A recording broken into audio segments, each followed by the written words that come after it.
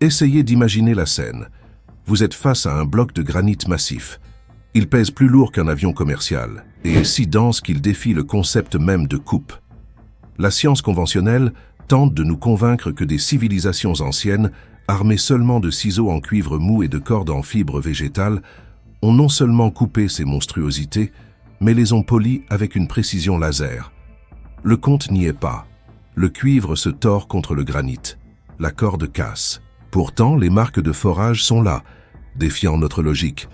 Des marques que même nos forêts à pointe de diamant ne parviennent pas à reproduire avec une telle perfection. S'agirait-il seulement d'un hasard statistique que des technologies de construction identiques apparaissent dans les montagnes du Pérou, dans les déserts d'Égypte et sur les îles du Japon? Des cultures séparées par des océans infranchissables et des millénaires de silence, partageant toutes le même manuel d'ingénierie impossible. Ce que nous allons explorer maintenant ne sont pas seulement des ruines, ce sont des failles dans la matrice de l'histoire humaine. Oubliez ce que vous avez appris à l'école. Nous sommes sur le point de voyager vers 6 coordonnées sur la carte que les archéologues préféreraient voir ne pas exister en tentant de séparer le fait géologique du fantasme, mais soyez prévenus, ce que vous allez voir pourrait faire s'effondrer tout ce que vous pensiez savoir sur notre passé. La dernière structure de ce voyage ne défie pas seulement l'ingénierie antique, elle remet en question l'idée même que l'histoire humaine a suivi une ligne continue. Quand vous comprendrez le Sérapéum, toutes les autres sembleront n'être que le début. Notre première anomalie nous emmène dans les jungles humides de l'île de Java, en Indonésie. Pendant des siècles, les habitants locaux ont gravi les pentes du mont Gunung Padang.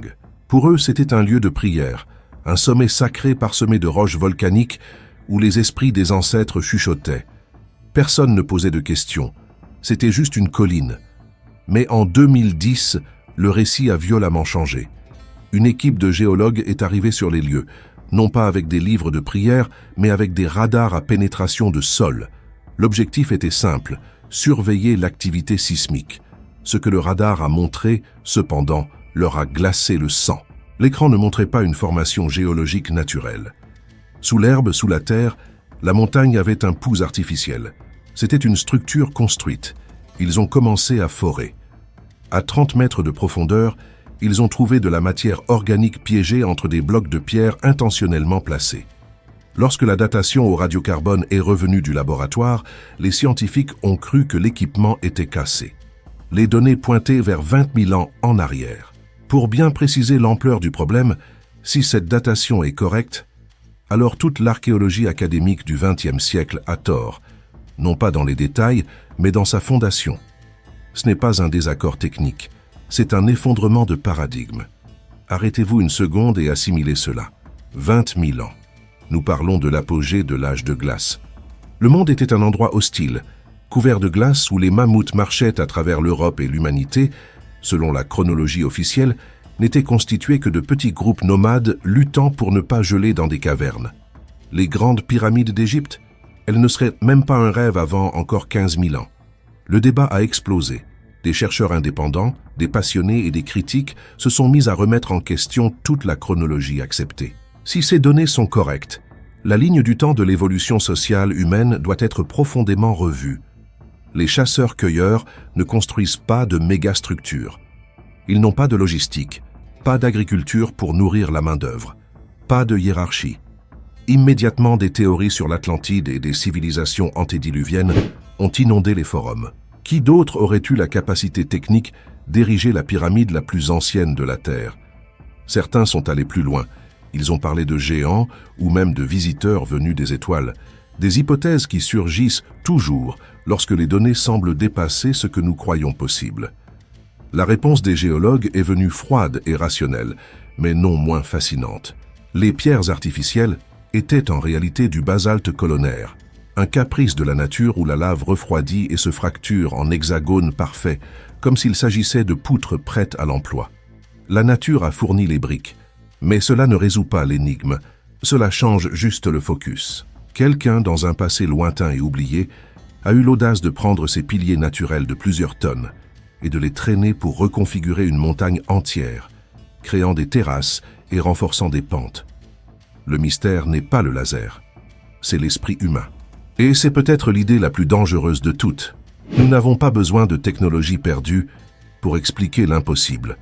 Juste accepter que le passé a peut-être été beaucoup plus organisé, coopératif et intelligent qu'on ne nous l'a enseigné. Comment des tribus dispersées se sont-elles unies des millénaires avant l'invention de la civilisation pour réaliser une œuvre d'une telle magnitude? Si, en Indonésie, ils ont déplacé ce que la nature a donné, en Inde, ils ont décidé de déclarer la guerre à la roche elle-même. Bienvenue au temple Kailasa, au Maharashtra. La première fois que vous voyez des images de cet endroit, votre cerveau tente de le traiter comme un bâtiment ordinaire. Vous supposez que des maçons ont empilé des blocs un par un du sol au plafond. Mais alors vous regardez de plus près et la réalité frappe. Il n'y a pas de joints, il n'y a pas de mortier, il n'y a pas de blocs.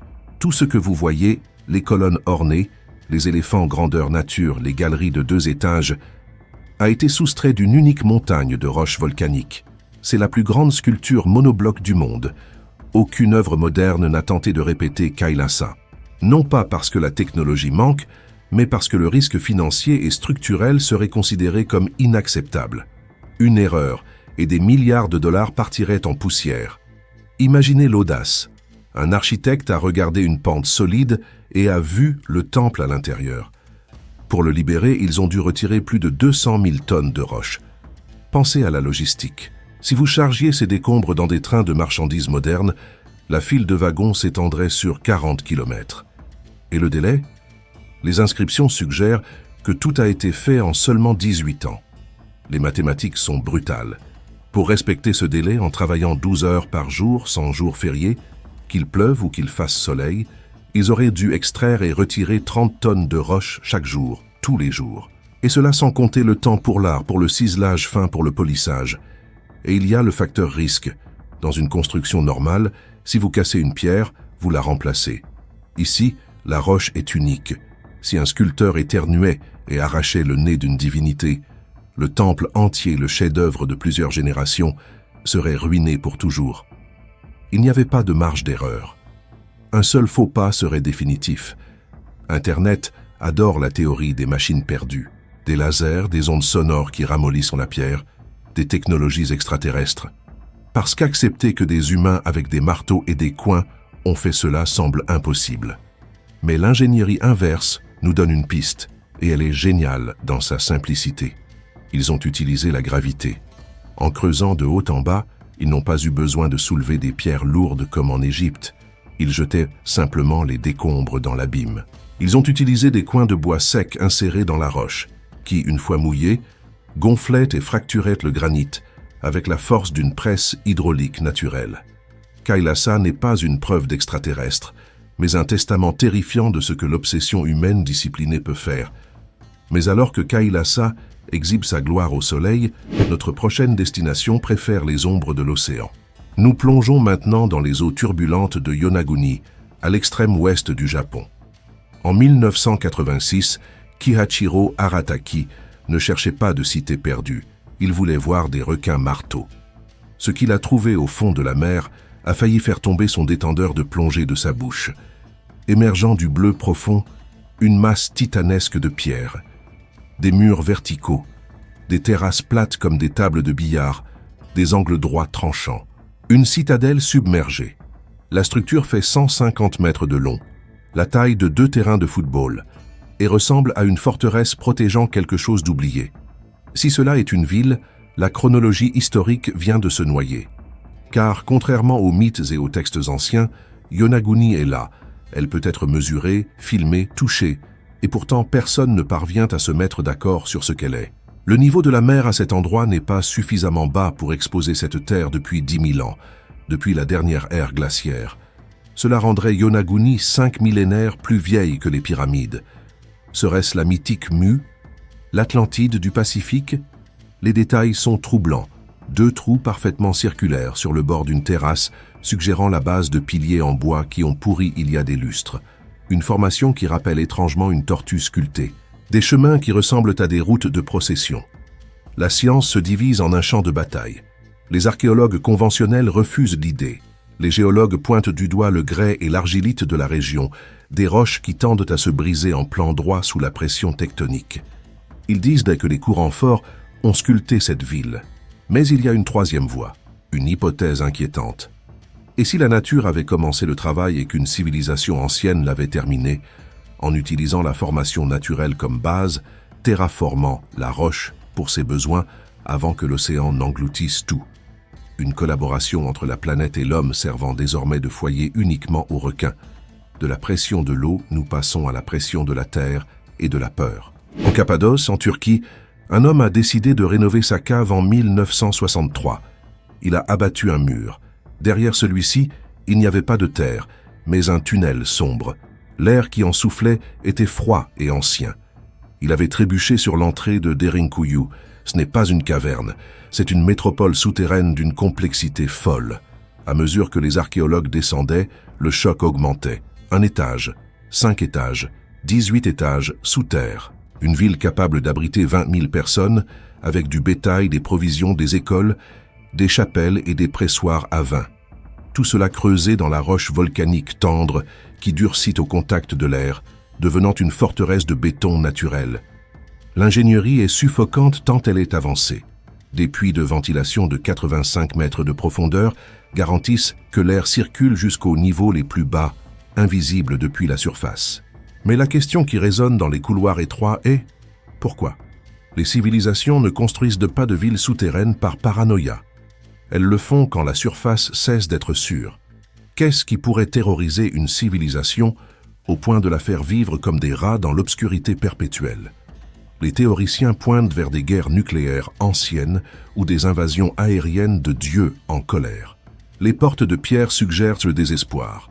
Des meules gigantesques, d'une demi-tonne, qui ne peuvent être fermées que de l'intérieur. Quiconque était dehors ne pouvait pas entrer. L'explication historique est brutalement humaine. La peur d'autres humains. Romains, arabes, mongols. Derinkuyu était le bunker ultime du monde antique. Quand l'horizon s'assombrissait avec des armées ennemies, une ville entière disparaissait de la surface de la terre, vivant des mois sous les pieds de ses envahisseurs, dans un silence absolu et terrifiant. Mais si Derinkuyu a été construite pour se cacher, Nan Madol a été construite pour intimider. Au milieu du Pacifique, loin de tout sur l'île de Pohnpei, existe une Venise qui semble avoir été dessinée dans un cauchemar. Nan Madol. 92 îlots artificiels construits sur des récifs de corail. Oubliez le bois. Les murs ici atteignent 8 mètres de hauteur et sont faits de colonnes de basalte cristallisées qui pèsent jusqu'à 50 tonnes chacune. L'échelle est une offense à la logique. 750 000 tonnes de roches transportées. Cela rivalise avec la Grande Pyramide, mais a été fait par une population d'insulaires estimée à moins de 25 000 personnes, sans métal, sans poulies, sans animaux de trait. Les légendes locales ne parlent pas de grues, elles parlent de magie noire. Dans presque toutes les cultures anciennes, la magie n'est souvent que le nom donné à un savoir qui a été perdu ou délibérément effacé. On dit que 2 frères sorciers ont fait léviter les pierres avec le son d'un instrument acoustique, volant comme des oiseaux jusqu'à leur place.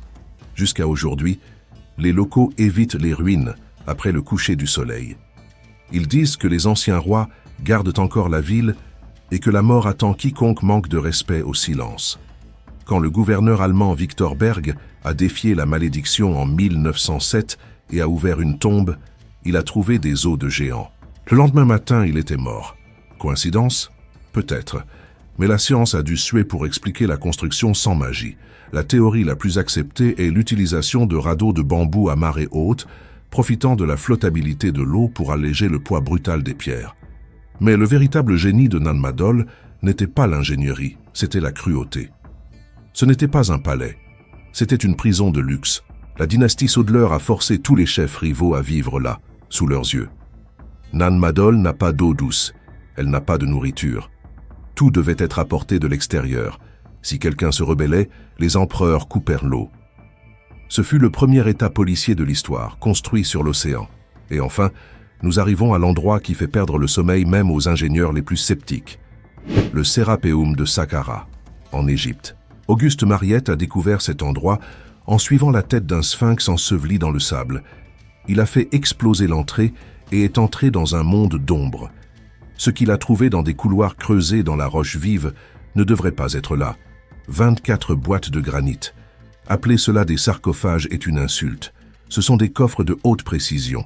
Chaque boîte pèse jusqu'à 100 tonnes avec le couvercle, faite de granit d'Assouan, à portée de presque 1000 km de distance. Mais le poids est le moindre des problèmes. Le problème est la précision. L'intérieur de ces boîtes présente des angles de 90 degrés si parfaits qu'ils ne laissent pas passer la lumière sous une équerre d'ingénierie moderne. Les surfaces sont polies comme des miroirs, avec une erreur inférieure à l'épaisseur d'un cheveu humain. Comment fait-on entrer un polisseur à l'intérieur d'une telle boîte, dans un tunnel sombre, avec des lampes à huile enfumée, et obtient-on une précision qui exigerait aujourd'hui des machines contrôlées par ordinateur? Et, plus troublant encore, pourquoi?